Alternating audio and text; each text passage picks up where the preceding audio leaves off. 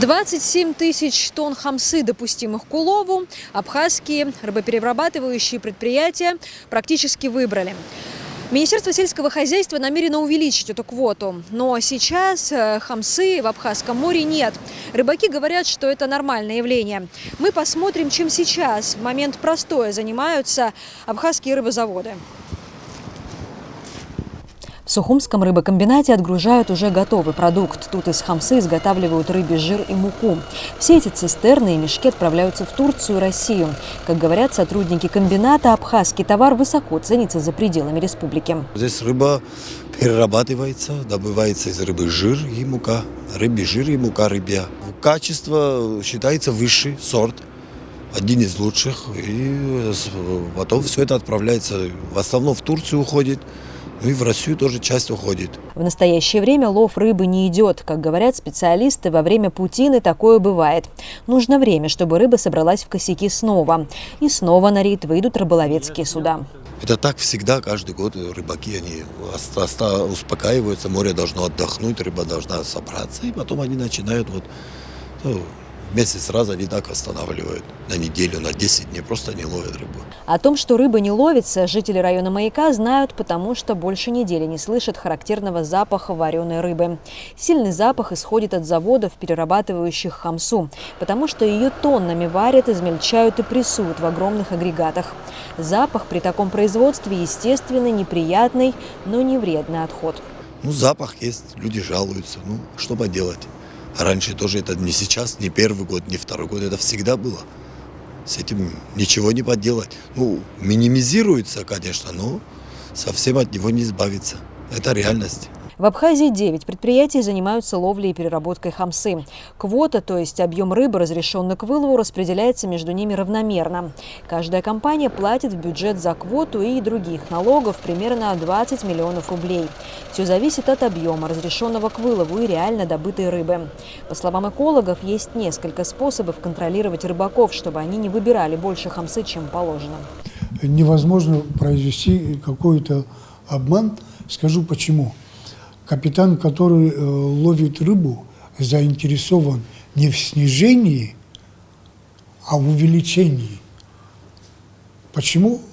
Потому что ему от выловленной тонны идет плата. И, соответственно, когда он приносит на завод, он будет стараться завышать, а те, кто у него принимают, они вынуждены снижать. То есть в трюме есть отметка по определению объема рыбы. Так что там, когда речь идет о десятках тысяч тонн, там 100, 200, 300 килограмм, поверьте, это не делает погоды совершенно. Также серьезное нарушение – приближение сейнера к берегу моря ближе, чем на 500 метров, и ловля рыбы в устьях рек. Контролировать это абхазским экологам помогают российские пограничники.